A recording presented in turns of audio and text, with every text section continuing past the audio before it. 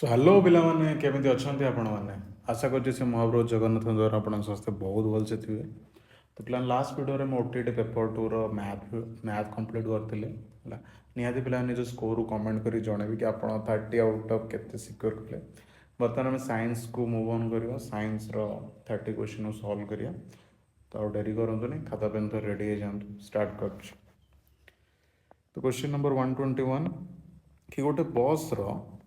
Odometer ଯନ୍ତ୍ରରେ ପ୍ରାରମ୍ଭିକ ପାଠାଙ୍କ ଥିଲା 1800 କିଲୋମିଟର।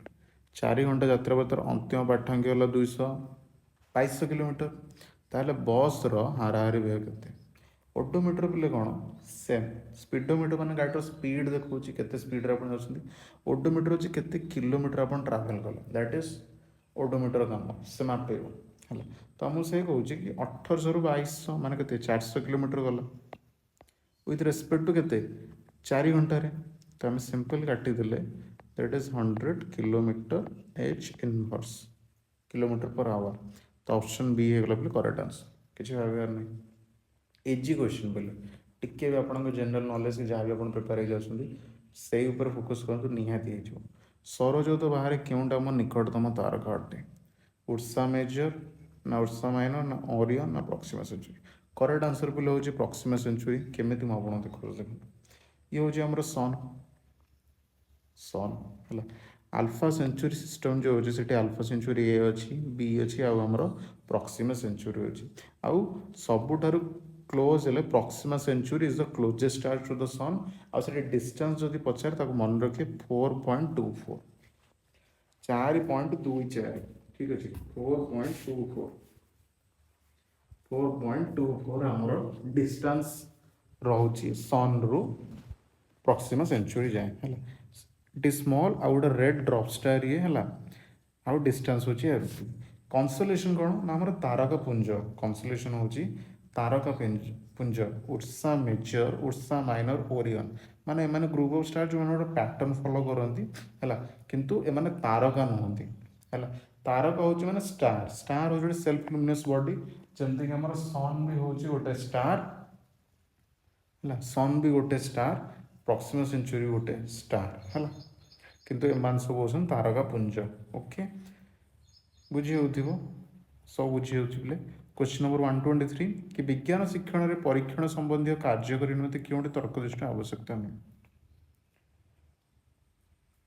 ଶିକ୍ଷାର୍ଥୀମାନଙ୍କର ଉତ୍ସୁକତାକୁ ସନ୍ତୁଷ୍ଟ କରିବା ବିଲକୁଲ ଜିନିଷ ପିଲେ। ଯାହା ବି ଗୋଟେ ପିଲାର କ୍ୟୁରୋସିଟି ଆସୁଛି ହେଲା, କି ସପୋଜ ଆମେ ତ କିଛି ପଢ଼େଇଲେ ଆଉ ତା ରିଲେଟେଡ୍ କିଛି କ୍ୟୁରୋସିଟି ସେ ଜାଣିବାକୁ ଚାହୁଁଛି କି ଏଇଟା କ'ଣ ହେବ, ବୁଝିହେଉଛି। ତ ଆମେ ତାର କ୍ୟୁରୋସିଟିକୁ ସାଟିସ୍ଫାଏ କରିବା, ମାନେ ତ ବୁଝେଇ ଜିନିଷଟାକୁ କ୍ଲିୟର କରିବା। ତ ଇଏ ତ ଠିକ୍ ଅଟେ, କି ନୁହଁ ପଚାରୁଛି ତ ଯେଉଁଟା ଭୁଲ ଆନ୍ସର ଆମେ ତାକୁ ହିଁ ବବଲିଂ କରିବା। ଓକେ, ବି କ'ଣ ନା ବିଜ୍ଞାନ ସମ୍ବନ୍ଧୀୟ ଜ୍ଞାନ ଆହରଣ କରିବା, ବିଲକୁଲ। ସାଇଣ୍ଟିଫିକ୍ ନଲେଜ ଆମକୁ ଦରକାର ହେଲା। ଆମେ ବିଜ୍ଞାନ ପଦ୍ଧତି ଶିଖିବା ହେଲା, ବିଜ୍ଞାନର ସେ ଲାବୋରେଟୋରୀ ପରୀକ୍ଷାମୂଳକ କାର୍ଯ୍ୟ, ଏସବୁ ଜିନିଷକୁ ଆମକୁ ଶିଖିବାକୁ ପଡ଼ିବ ହେଲା। ତ ଇଏ ତ ଦରକାର ନିହାତି, କାହିଁକିନା ଯେକୌଣସି ଜିନିଷକୁ ଆମେ ଟ୍ରାଏଲ୍ କରିବା ପୂର୍ବରୁ ଗୋଟେ ଏକ୍ସପେରିମେଣ୍ଟ ନ ପୂର୍ବରୁ ଆମେ ତ ଥିଓରିଟିକାଲ ପଢ଼ୁଛେ କି ନାହିଁ, କି ହଁ ଏଇଟାକୁ ଏଇଟା ମିଶାଇବା ସେଇଟା ବାହାରିଯିବ ହେଲା। ବୈଜ୍ଞାନିକ ପଦ୍ଧତିର ତାଲିମ ପାଇଁ ସୁଯୋଗ ଦେବା। ବୈଜ୍ଞାନିକ ପଦ୍ଧତି ମାନେ to provide opportunities of scientific method. Scientific method ମାନେ ହେଉଛି କିଛି ଜିନିଷକୁ ଆପଣ ଅବଜର୍ଭ କରୁଛନ୍ତି, ତାକୁ ରିଲେଟ୍ କରିକି ଆପଣ କିଛି ଭାବୁଛନ୍ତି, ଗୋଟେ ହାଇପୋଥେସିସ୍ ଭାବୁଛନ୍ତି କି ହଁ ଯଦି ଏ ଜିନିଷଟା ହେଇପାରୁଛି ତ ମେ ବି ସେଇଟା ବି ହେଇପାରିବ। ତାକୁ ଆମେ ଭେରିଫାଏ କରିବା ପାଇଁ ଏକ୍ସପେରିମେଣ୍ଟ କରିବା, ଏକ୍ସପେରିମେଣ୍ଟର ଆନାଲିସିସ୍ କରୁଛୁ, ଦେଖୁଛୁ ଏଇଟା ହେଉଛି କି ନାହିଁ। ତାପରେ ଫାଇନାଲ୍ କନକ୍ଲୁଜନ୍ ଆମେ ଲେଖୁଛେ କି ହଁ ଏଇଟା ପସିବୁଲ୍, ଏଇଟା ହେବ। ଓକେ, ତ ସେଥିପାଇଁ ଅପସନ୍ ସି ବି କରେକ୍ଟ। କିନ୍ତୁ ଯେଉଁଟା ଡି ରହୁଛି କି ଭଲ ଭାବ ବିନିମୟ କୌଶଳ ଅଭିବୃଦ୍ଧି କରିବା। ଭାବ ବିନିମୟ କୌଶଳ ମାନେ ବେସିକାଲି କମ୍ୟୁନିକେସନ୍ ସ୍କିଲ୍ସର ଡେଭଲପମେଣ୍ଟ ଅନ୍ୟ ଜାଗାରେ ବି ହେଇପାରିବ। ଯେମିତିକି આપણે କିଛି ଗ୍ରୁପ୍ ମେଥଡ଼ରେ କଲେ କି ଗ୍ରୁପ୍ ଆକ୍ଟିଭିଟି କରୁଛନ୍ତି, ସେଠି ବି ତା କମ୍ୟୁନିକେସନ୍ ହେଇପାରିବ। କିନ୍ତୁ ସାଇଣ୍ଟିଫିକ୍ ଏକ୍ସପେରିମେଣ୍ଟ କରିବା ତା ପାଇଁ କିଛି ଦରକାର ନାହିଁ, ବୁଝିହେଉଛି। ଭାବ ବିନିମୟ ବା କଥାବାର୍ତ୍ତା କୌଶଳର ଅଭିବୃଦ୍ଧି ଗୋଟେ ପ୍ରତ୍ୟକ୍ଷ ବା ମୁଖ୍ୟ ଆବଶ୍ୟକତା ନୁହେଁ ସାଇଣ୍ଟିଫିକ୍ ଏକ୍ସପେରିମେଣ୍ଟର, ବୁଝିହେଉଛି ନା ପିଲେ। ସେଥିପାଇଁ ଅପସନ୍ ଡି ଯେଉଁଟା ଭୁଲ ସେଇଟା ଠିକ୍। ତ ଇଏ ହେବ ଆପଣଙ୍କ ପ୍ରପର ଆନ୍ସର। ଓକେ, ବାକି ଏଇଟା ଟିକେ ନୋଟ୍ କରନ୍ତୁ, କାରଣ ସାଇଣ୍ଟିଫିକ୍ ମେଥଡ଼ର ବି ସିରିଜଟା ବେଳେବେଳେ ପଚାରିଦିଏ ଏକ୍ଜାମ୍ରେ। क्वेश्चन नंबर 124 कि शिक्षादान सामग्री को फलप्रद भाव व्यवहार करने निम्न तो दिग गुड़ी मध्य केउंटी पर दृष्टि देवा दरकार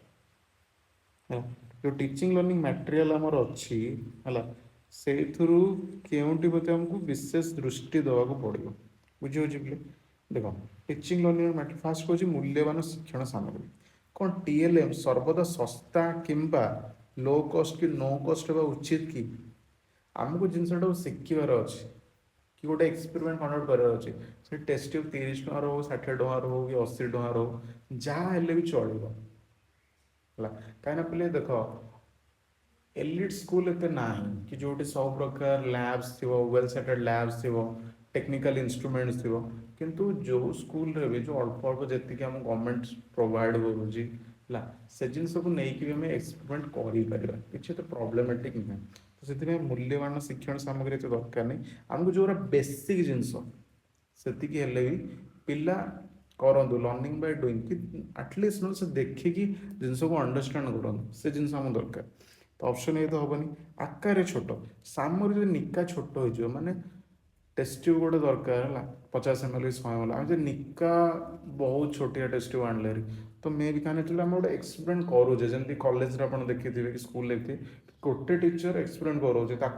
30-40 पिला घेरिकी छिड़ा देखुं तो जिनसा निका छोट हो आग लोक देखा पछ लोक ये छिड़ा पछ लोक गुरा देखिए केमती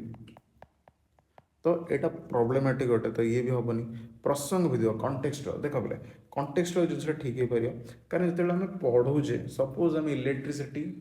चैप्टर पढ़ले तो ताकू रिलेट करने है पिला कनेक्ट करवा से जो जिन डेली लाइफ में देखुँ घर जो स्विच लगी घर जो वायर्स जा ठीक अच्छे केमी स्विच मोड़ले फैन स्पीड उड़ूची ये सब जिन को आम रिलेट करके पूरा प्रसंग भित्तिक करके पढ़े पार कंटेक्चुअल कर बाकी ऑप्शन डी कौन केवल शिक्षा व्यवहार योग्य पे देख तुम स्कूल है स्कूल को टीचर्स भी जाऊँ तुम मैंने भी जाऊँ मैंने स्टूडेंट्स मैंने जाऊँ तो जो जिनस गुरा रहा से जो लैब अच्छी जो लाइब्रेरी अच्छी से जिनस गुरा खाली टीचर यूज कर पिला यूज करेंगे तो पिला ही से तो इट्स बोथ यूज तो यहाँ भी भूल तो ऑप्शन सी से भाविले एकदम करेक्ट आंसर जोड़ाटी असंबंधित अटे माने स्तंभ मिलन भाया कि कौ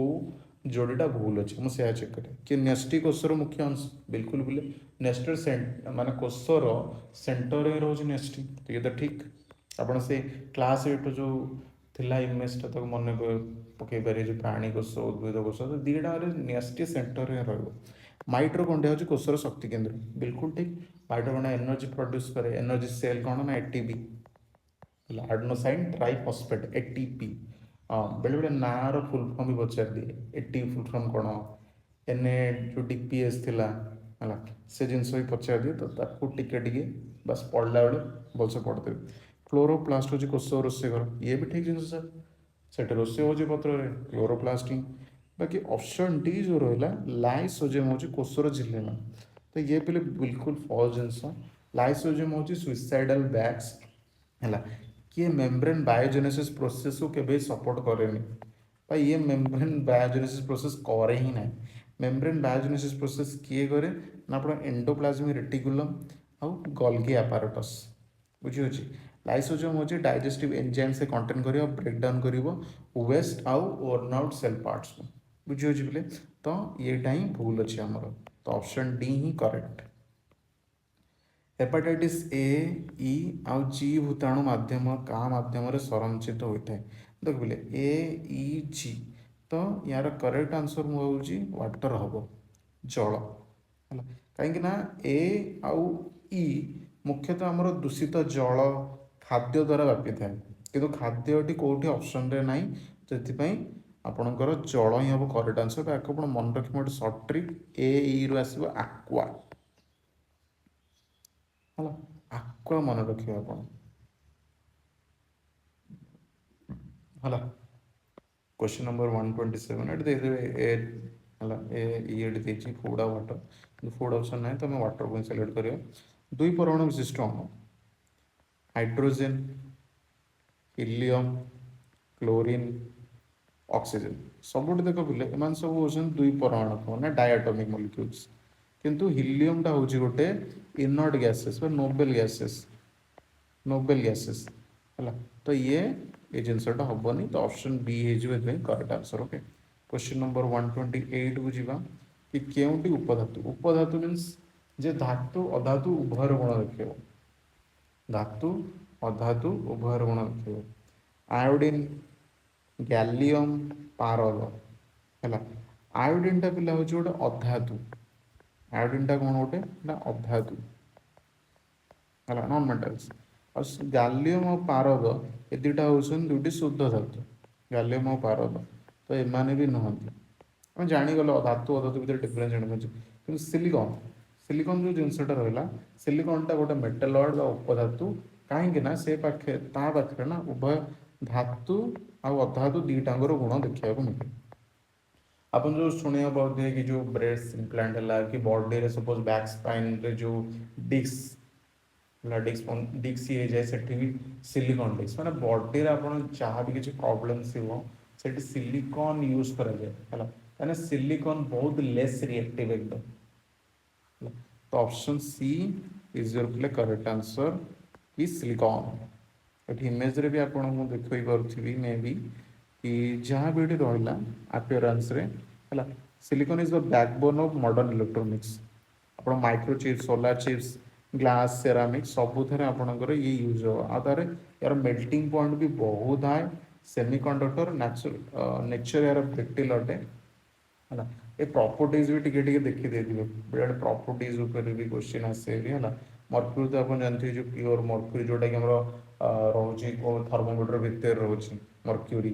टेम्परेचर अप एंड डाउन तो डिजिटल आसला ना पुराणा देखिए एनालॉग मर्क्यूरी थाए भितर है। गैलिलियम हूँ silver white soft material soft low melting material आ ये गुड कंडक्टर मैंने इलेक्ट्रिसिटी पास कर भी एलईडी सेमीकंडक्टर्स ये सब जिन यूज हो आयोडीन सॉल्ट है आयोडीन लुण पोर point of electricity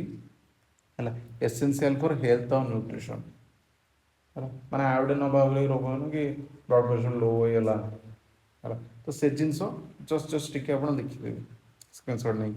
5E model पाठ्य योजनार केउंटी निर्दिष्ट कम अटे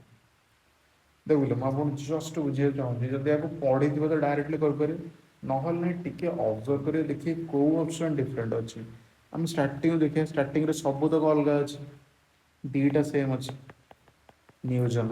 तो मे बी ए दुटा भर गोटे एवं नियोजन देखिले स्टार्टिंग सेम है लास्ट आड़ देखिए लास्ट आड़ का मूल्यवान सेम अच्छी हाँ एक्चुअली मूल्यवान चार्टर सेम अच्छे स्टार्टिंग देखिले नियोजन नियोजन दुटा सेम अच्छी तापर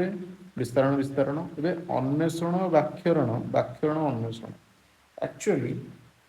फास्ट आम पिला को एनगेज करो एनगेज करवा पिला को आणिक क्लास रे बसैदवा फास्ट जिन हूँ नियोजन करवा पाठ पढ़ाई से एक्सप्लोर कर एक्सप्लोर कर अन्वेषण कर सब देखुची शिखुची जो ऑब्जर्वेशन टाइप से अन्वेषण कर व्याख्याकरण एक्सप्लेनेशन है विस्तारण मूल्यांकन सब लास्ट आस इवैल्यूएशन इवैल्यूएट कर सब लास्ट तो ऑप्शन बी है करेक्ट आंसर है यार proper process engage explore explain तापर एलाबोरेट तापर हूँ इवैल्यूएट ओके या मन रखिए 5E मॉडल है किसी नहीं engage explore explain engage explore explain elaborate last बस इवैल्यूएशन और अरे फुल जगह लगी डबल बोले मेटल्स और सॉलिड्स ओके ब्लूम्स को पुरातन विभागकरण अनुसार शैक्षिक उद्देश्य मध्य गोटे भावात्मक दिगरे आसुअछि तो पिले यार आंसर हो करेक्ट हूँ सी महत्व देवा वैल्यू है कहीं आम जो ब्लूम्स टैक्सोनॉमी अनुसार affective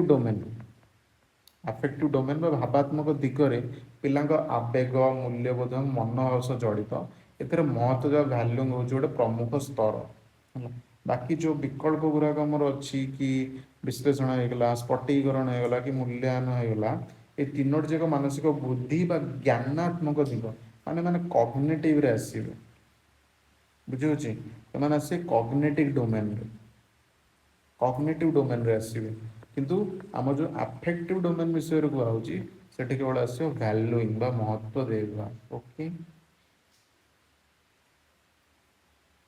valuing acceptance preference for it हला acceptance preference communicate commitment value हला ए जिनसटा आसीबा हम सेल्सियस स्केल और फारेनहाइट स्केल मध्य की संपर्क अच्छी सिंपल संपर्क अच्छी C by 100 is equal to F minus 32 by 100 okay C by 100 is equal to F minus 32 by 9 है बैक को शॉर्ट फॉर्म में लिखे C by 5 is equal to F minus 32 by 9 is equal to R by 4 है conversion by scale Celsius ରୁ Fahrenheit करो कि Fahrenheit ରୁ रोमर करो एथरे तुम आराम से कर पारे तो option A is correct answer पिला विद्युत चार्ज के मुका जाए विद्युत चार्ज हम कौन मापे ना कूलम है चार्ज हेल्ले कूलम है करेन्ट आसिले विद्युत स्रोत बा करेन्ट को मापिया कौन ना एम्पियर है ओम हूँ रेजिस्टेंस रेजिस्टेंस है जूल कौन ना कार्य बा शक्तिर बा एनर्जी एकक है एम्पियर मुझे कहली इलेक्ट्रिक करेन्ट एकक जिनस मन रखे भी यूनिट तो पचार ही पचार ओके पिलाने तो सॉल्व करिया क्वेश्चन नंबर 133 कि क्यों अंग साहाय्य पूर्णांग बेग स्थलभार श्वासक्रिया करे तो तार करेक्ट आंसर हूँ फुसफुस मैंने टनसिल द्वारा कहीं श्वासक्रिया करती गाली द्वारा छोट जो टडपल बेंग बुला से श्वासक्रिया करे श्वासरंध्र द्वारा कीट पतंग आमर इनसेक्ट माने जो रहिले से माने श्वासक्रिया करते ओके बुझी हो है आप गोटे इमेज देखा कि बेंग केमी एक्चुअल श्वासक्रिया करे तो ये हूँ बेंग ये फुसफुस द्वारा श्वासक्रिया करे बाकी यदि ये पीडीएफ लिंक दरकार टेलीग्राम चैनल रे जॉइन हो अपलोड करदेवी क्वेश्चन नंबर 134 कि क्यों कोयलार कार्बन परिमाण 72 ରୁ 78% रोचे ये तो ऑप्शन यार करेक्ट आंसर हूँ बिटुमिनस आमर 70 ରୁ 80% जाए कोयलार कार्बन परिमाण रोचे है सब निम्न धरण जदि कोयला विषय कहवा सी हूँ पीट जो थे कि लेस देन 40% है लेस देन 40% मैं 40% रू भी कम कोयला से मिले लिग्नाइट हूँ आपणकर ब्राउन कोल ब्राउन कोल आउ कार्बन परिमाण हूँ 40 ରୁ 55% है 40 ରୁ 55% आंथ्रासाइड हो जाए ये हूँ आंथ्रासाइड है आंथ्रासाइड कौन ना सब श्रेष्ठ कोयला ये 85% रू अधिक आम कार्बन कंटेंट देखा मिले ओके तो मन रखिए बिटुमिनस लिग्नाइट पीड आंथ्रासाइड ये जिन चार्टा मन रखी थे क्वेश्चन आसे सब क्यों धातुटी अत्यधिक प्रत्यधिक होता किरोसिन बुड़े थाए ये बोले बेसिक पूरा एजुकेशन समस्या जानते सोडियम क्या हाईली रिएक्टिव मटेरियल जिते पानी सहित आसू कि वायु ऑक्सीजन सहित आसू से बहुत जोर से निआ धरी दिए है से तो खाली जमा भी रखा जाए खाली बाहर को बाहर कर निआ लगी है से किरोसिन रे बुड़े रखा जाए है किरोसिन रे बुड़े रखा जाए ये मॉइस्चर कंटेंट आसला ऑक्सीजन आसला माने संगे संगे निआ धरदेव कि आलुमिनियम लौह तंबा एगो धातु गुड़िक स्थिर माने आलुमिनियम कि लौह आम तंबा डेली लाइफ यूज कर निज निज घर है तो ये किसी प्रोब्लेम ना किंतु सोडियम पोटासियम एम को बुड़े रखा जाए कहीं हाईली रिएक्टिव इन नेचर है तो गोटे प्रोटेक्टिव लेयर जो किरोसिन बुड़ी रहे कहीं डायरेक्ट ऑक्सीजन है कि ऑक्सीजन कि मॉइस्चर कि वाटर कंटाक्ट आसलानी से गोटे लेयर भर बुड़ी रहे है कैल्शियम कार्बोनेट CaCO3 डायरेक्ट जिन class 10th first chapter chemical reaction मु चैप्टर अपलोड कर देखो बहुत क्वेश्चन ए आसूँ माने मतलब 2025 जो एग्जाम है इजी अच्छी बहुत कारण ऑलमोस्ट से फास्ट चैप्टर जी पढ़ते से आराम से 3-4 क्वेश्चन कर देगी पूरा ठीक ओके कहीं ये कैल्शियम कार्बोनेट क्वेश्चन देखिले ठीक अच्छे ये आलुमिनियम धातु प्रतिक्रियाशीलता ये सब जिन क्वेश्चन आसला बालांस रिएक्शन रू भी क्वेश्चन आसो कि बालांस कर दियो गोटे कि कौटा बालांस हम कि 4टा दीजिए ऑप्शन से कौटा गोटे बालांस रिएक्शन ये टाइप क्वेश्चन बहुत देखा मिले এইটা ବି ଗୋଟେ କ୍ୱେଶ୍ଚିନ୍ କି N2 ଆଉ 3H2 ମିଶିକି 2NH3 ହେଉଛି। ରାସାୟନ ପ୍ରତିକ୍ରିୟାରେ 0.5 ମୋଲ୍ ନାଇଟ୍ରୋଜେନ୍ ଆଉ ହାଇଡ୍ରୋଜେନ୍ ସହ ପ୍ରତିକ୍ରିୟା ହେଲେ କେତେ ଗ୍ରାମର ଏମୋନିଆ ସୃଷ୍ଟି ହେବ? ଏଇଟା କେଉଁ ଭଳିଆ ପ୍ରଶ୍ନ?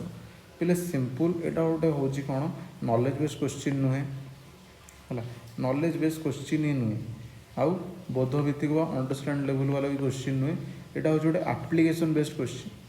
କାହିଁକିନା ଆମକୁ ଆପ୍ଲିକେସନ୍ କରିବାକୁ ପଡ଼ିବ, କିଛି କ୍ୟାଲକୁଲେସନ୍ କରିବାକୁ ପଡ଼ିବ ଫାଇନାଲ୍ ଆନ୍ସର୍ କାଢ଼ିବା ପାଇଁ, ଫର୍ମୁଲା ହେଲା। କାହିଁକିନା ଜ୍ଞାନ ଭିତ୍ତିକ ହେଇଥିଲେ ଆମକୁ କ'ଣ କେବଳ ସଂଜ୍ଞା ବା ସୂତ୍ର ମନେ ରଖିବାକୁ ପଡ଼ିବ ଡାଇରେକ୍ଟ। ବୋଧଭିତ୍ତିକ କ'ଣ ନା ଏଥିରେ କୌଣସି ପ୍ରକ୍ରିୟାକୁ ଆମକୁ ନିଜ ଭାଷାରେ ବୁଝିବାକୁ ପଡ଼ିବ, ମାନେ ଅଣ୍ଡରଷ୍ଟାଣ୍ଡ କଲ ତୁମେ କ'ଣ ବୁଝିଲ।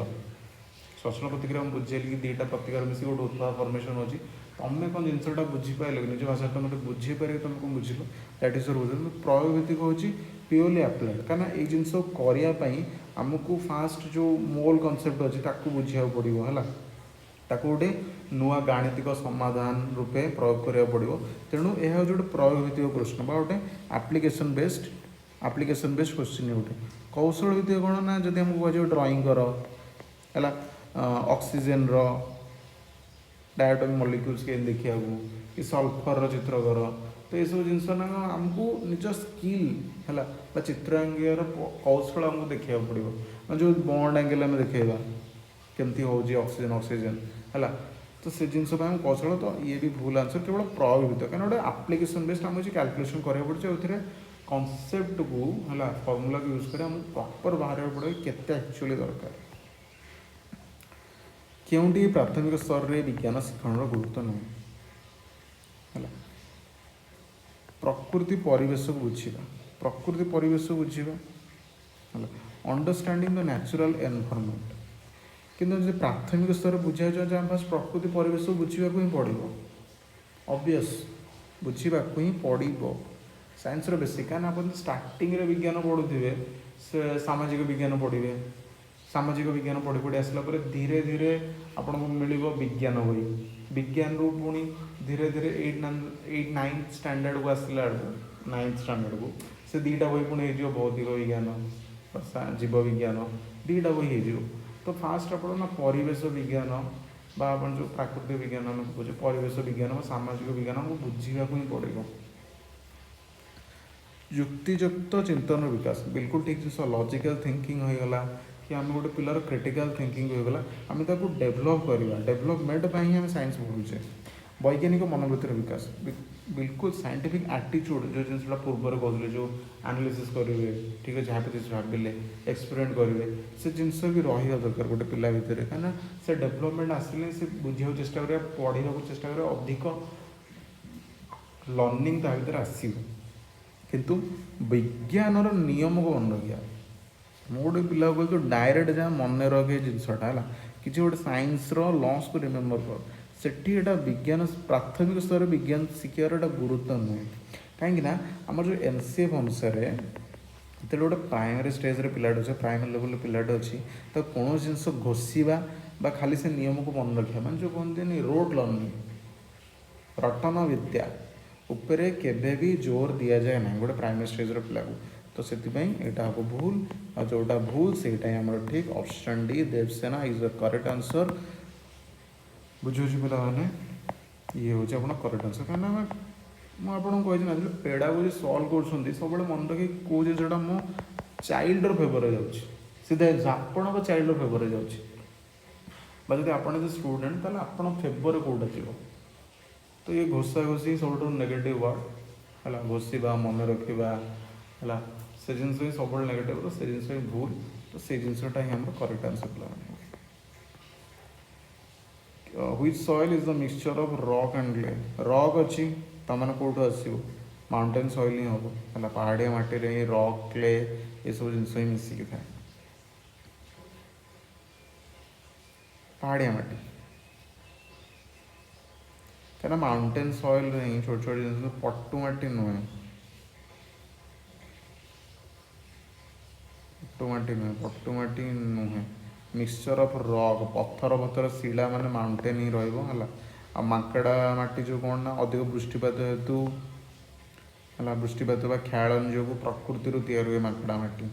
ପଟୁ ମାଟି ସବୁଠାରୁ ଉର୍ବରିଆ ମାଟି, ଆଉ କଳା ମାଟି ହେଉଛି ଯେଉଁ ଶିଳାର ଖଣ୍ଡୀକରଣ ପ୍ରସ୍ତୁତ, ଏଥିରେ କେବଳ ଚିକିଟା କାଦୁଅ ଅଂଶ ରହେ। तो मतलब होची option A is your correct answer बोले ना पहाड़िया माटी का ना मिक्सचर ऑफ रॉक आउ क्ले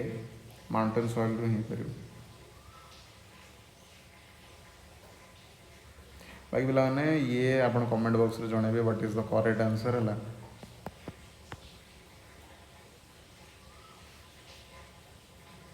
देखो mountain soil form in the mountain shallow and rich in humus but less in potash and phosphorus है तो पोटास और फॉस्फोरस रोजी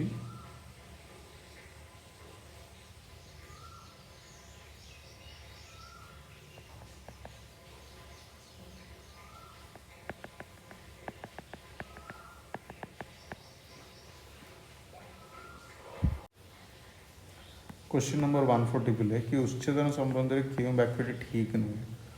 फास्ट जिन कौन उच्छेदन प्रक्रिया साधारण बाष्पीभवन प्रक्रिया ठार भिन्न ये उच्छेदन कौन बाष्पीभवन कौन मुझे गोटे बुझे देखो डायग्राम थ्रो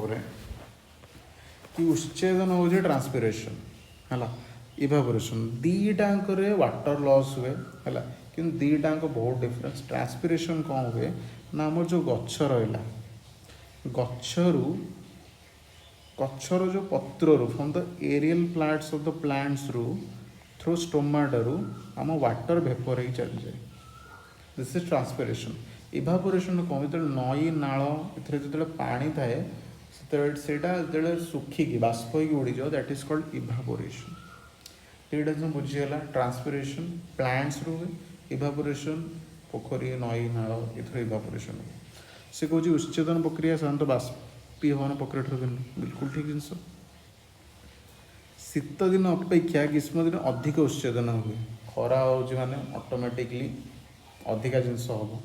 किंतु शीत दिन अपेक्षा ग्रीष्म दिन अधिक उच्छेदन हुए देखिए दुईटा सामान किंतु खरा दिन आम जानते सब अधिका आम अधिका शोष लगे कहीं बडी रू भी जमी वाटर लॉस हुए सेमती गछलता को भी वाटर लॉस हुए अधिका तो यहाँ खरा दिन ही ठीक किंतु शीत दिन अपेक्षा ग्रीष्म दिन जो उच्छेदन हुए कम उच्छेदन यहाँ भूल एक्चुअली अधिक हुए ही ठीक बाकी वायु आर्द्र थे उच्छेदन हार कम हुए ये भी ठीक जिनस है तो जोटा भूल बोले से ठीक कि less transpiration takes place in hot day यहाँ भूल लिखाई कहीं आम ऊपर ही पढ़ले शीत दिन अपेक्षा खरा दिन बेस ट्रांसपिरेशन हम पत्र सुखी जाए देखिए है पानी न पाए जदि कहीं ट्रांसपिरेशन होते जोर से ओके कहीं ग्रीष्म दिन बहुत अधिक था तापमात्रा बहुत अधिक तेणु उभय शरीर अधिक परिमाण ट्रांसपिरेशन हुए है ट्रांसपिरेशन अधिक हम कम हेनी तेणु ये वाक्यटा भूल अटे ओके बाष्पीभवन भूल कारण यहाँ गोटे जैविक प्रक्रिया आम तले लिखले ना कि it's an uncontrolled physical process highly affected by temperature है ग्रीष्म दिन अधिक उच्छेदन हुए यहाँ भी ठीक जिनस बीटा सीटा भूल आ डीटा हूँ जदि वायु आर्द्र थे उच्छेदन हार कम हुए यहाँ भी गोटे ठीक जिनस अटे क्यों रासायनिक समीकरण संतुलित अटे सिंपल आम काउंट करदे ये तीन टा एफी अच्छे दीटा अच्छी भूल हो गला ये एफी गोटे Cl2 दीटा Cl2 तीन ये भी भूल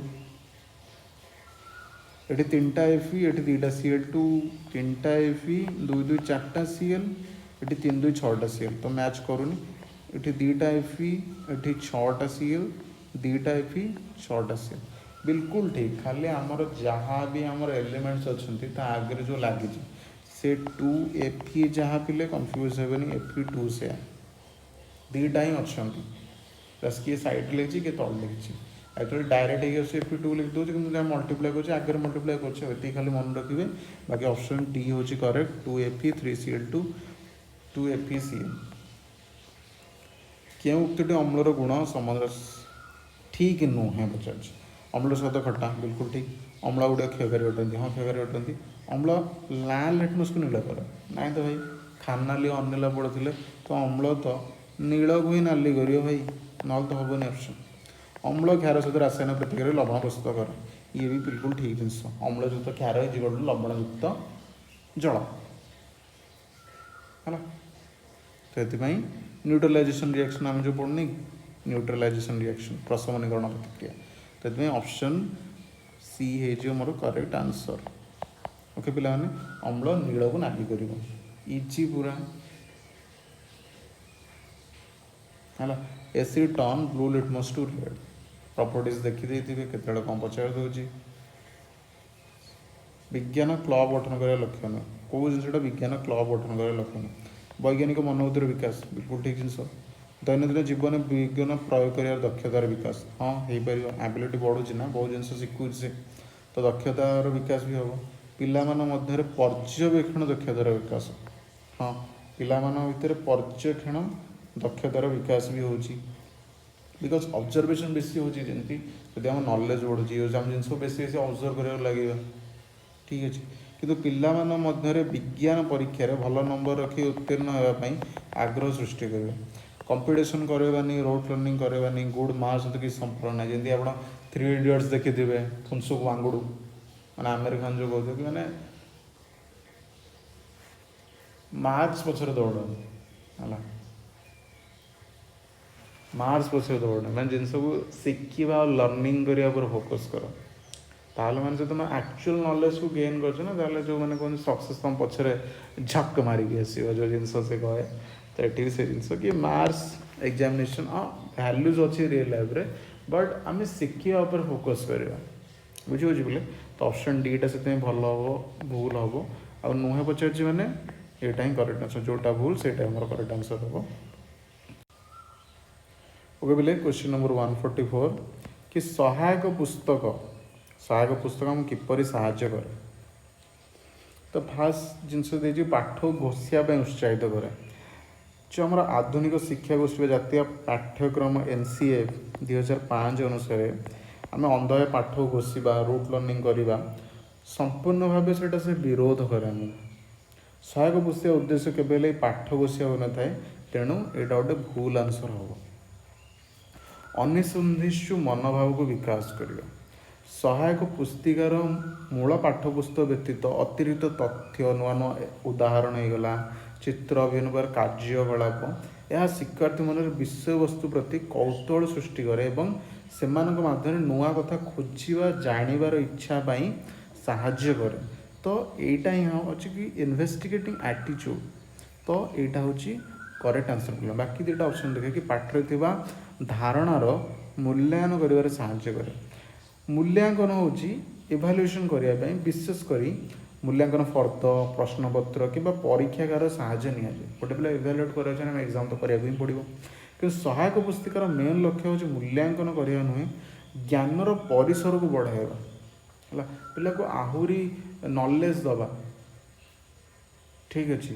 तो ये से गोटे फॉल्स आंसर श्रेणी गृह शिक्षण कार्य को कमाई दि जाए कमाई दे थाए तो कौन शिक्षण सामग्री बा पुस्तक उद्देश्य शिक्षण कार्य कमाइबा कार्य कि दायित्व कमाइबा नुहे बर शिक्षक शिक्षादान प्रक्रिया को अधिक सहज आकर्षण करवा अटे कार्य कमाने आहरी केते तुम इंटरेस्ट डेभलप कर पिला पढ़ा तो से हम तो ऑप्शन डी भी फॉल्स आमर अनिसंधिष्टु मनोभाव इन्वेस्टिगेटिंग एटीट्यूड को से जो क्यूरियस माइंड सेट रोज नुआ नुआ कथा खोजा जाना तो से बीटा हूँ सब करेक्ट आंसर उपयुक्त उत्तर कह बोले क्यों ग्रंथि हॉर्मोन क्षरित हो सीधा रक्त मिसे तो या बोले ये हूँ एंडोक्राइन ग्लैंड अंतःस्रावी ग्रंथि एंडोक्राइन ग्लैंड हूँ कौन आमर हूँ डक्टलेस ग्लैंड कहींपारे नड़ीविहीन ग्रंथि कहे कारण ए क्षरित पदार्थ को बहन करने कौन सी नड़ी न था ए ग्रंथि गुड़ क्षरित होता रासायनिक हॉर्मोन को नली नथिबा हेतु ए हॉर्मोन गुड़ को सीधा सड़क आम ना ब्लड फ्लो होगी ब्लड स्ट्रीम रे मिसी कौन निर्दिष्ट अंग व कोष पाखे पहुँचे कार्य संपादन करती जमी आम कह पिट्यूटारी है पिट्यूटारी होगला थायरॉइड होगला है एड्रेनालिन होगला तो ये सब होती एंडोक्राइन बा डक्टलेस ग्लैंड तो ऑप्शन बी इज करेक्ट बाकी तक जो रहा स्वेट ग्लैंड तो स्वेट ग्लैंड कौटी चर्म रे झाड़ बाहर है ये नली साहाय्य झाड़ को चर्मर बाहर पृष्ठ को बाहर कराए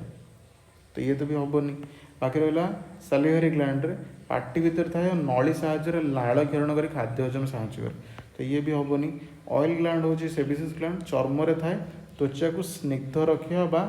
आम जो सेवम है तैल पदार्थ क्षरण करता है थाए option C is correct answer मैंने कौन कहली आप बुझीपारे कि अंतःस्रावी ग्रंथि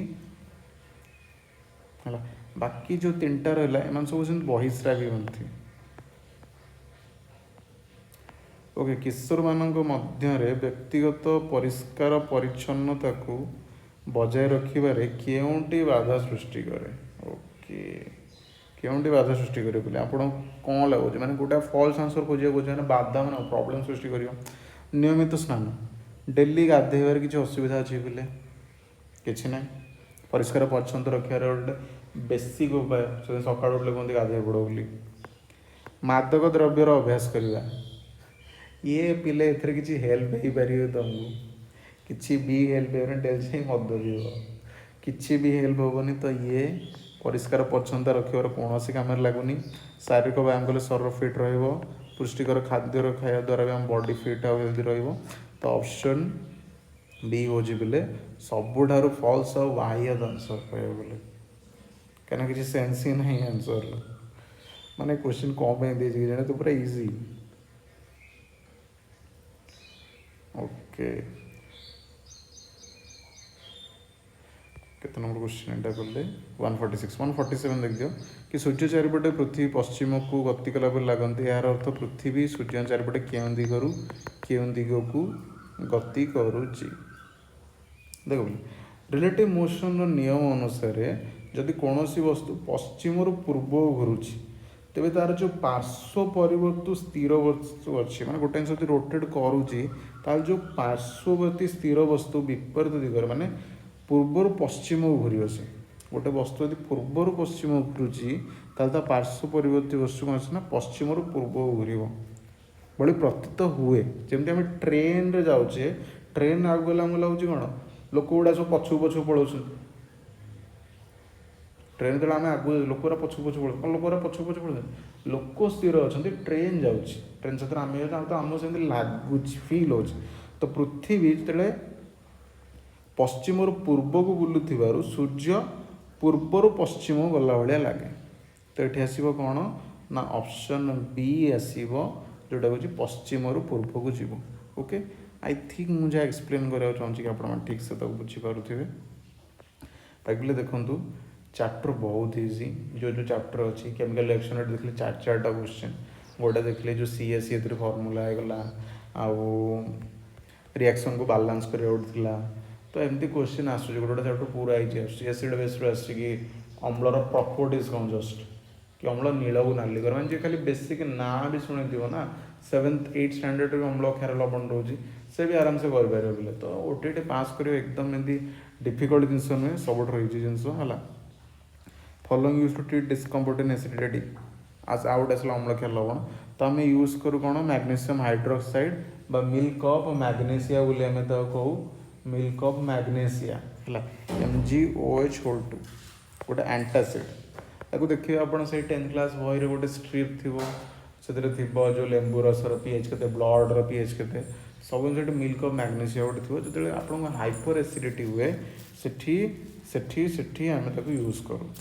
बाकी रहा सोडियम हाइड्रोक्साइड अत्यंत तीव्र क्षयकारी क्षारक अटे जहाँ पेट भर गले क्षति पहुँचे आपन को कैल्शियम हाइड्रोक्साइड और एमोनियम हाइड्रोक्साइड पाचन समस्या औषध केवे भी नुहति तो ऑप्शन डी है बोले करेक्ट आंसर क्वेश्चन नंबर 149 केउटी विज्ञान शिक्षण एक पद्धति गुणावली नुहे पद्धति गुणावली नुहे कि यह सहायक शिक्षण कार्य सफल भाव आदान प्रदान प्रोत्साहित करे सहायक शिक्षण कार्य सफल भाव क्योंकि नुहे पचार तो ये तो भूल हो गला है एक लोकतांत्रिक उपाय होता एक शिक्षण लोकतांत्रिक उपाय ना शारीरिक समप्रति समान बोध शिक्षा दिए ये भी नुहे शिक्षक मान को अधिक कार्य दिए बोले जदि प्रोजेक्ट मेथड विषय कहवा है प्रोजेक्ट मेथड कौन प्रोजेक्ट मेथड है शिक्षक कार्य बढ़ीज कारण प्रकल्पतिर एक दोष बा गोटे लिमिटेशन अटे तो यह कौन सी गुणावली मेरिट नुहे शिक्षक कार्य निहाती बढ़ी जाए तो ऑप्शन डी है गोटे करेक्ट आंसर शिक्षक केन्द्रिक पद्धति शिक्षक केन्द्रिक पद्धति कौटा हम देख दुईटा ऑप्शन अच्छे ये प्रदर्शन आलोचनात्मक डेमोन्स्ट्रेशन कम डिस्कशन मेथड शिक्षक केन्द्रिक डेमोन्स्ट्रेट करदे आ डिस्कशन मेथड तो ऑप्शन बी है बोले करेक्ट आंसर समस्या समाधान प्रॉब्लम सॉल्विंग मेथड तो नुहे है प्रॉब्लम सॉल्विंग केते कर पिलार किसी प्रॉब्लम अच्छे तुम से सल्व कर तुम तो मन इच्छा सल्व कर तो ये गोटे स्टूडेंट सेंटर कारण स्टूडेंट प्रॉब्लम को सल्व कर स्टूडेंट को हेल्प कर परीक्षण कर परीक्षण मीन एक्सपेरिमेंट कर पिला जिन बुझाऊँ तो ये भी गला गोटे स्टूडेंट सेंटर है शिक्षार्थी निजे आस परीक्षण करने पर्यवेक्षण ऑब्जर्वेशन भी स्टूडेंट आसो किंतु प्रदर्शन आलोचना ना टीचर टीचर न रही काम हो पारनि प्रदर्शनी हो कि आलोचना हो बुझी बुझी पिले तो ऑप्शन भी करेक्ट पिले तो यदि वीडियो भल लगे वीडियो को निहाती शेयर करेंगे सांग सहित कारण से भी एग्जाम आसीगला आ वीडियो भल लगी वीडियो को लाइक करेंगे चैनल को सब्सक्राइब करेंगे भूलें बोले एमती का इंपोर्टेंट PIQ वीडियोस हो कि जदि एग्जाम रिलेटेड किसी भी इनफॉरमेशन मत मिलला 100% करेक्ट इनफॉरमेशन मुझे दवा आपको चेष्टा करी तो वीडियो को लाइक करेंगे आ प्लीज सब्सक्राइब करेंगे channel thank you so much for watching.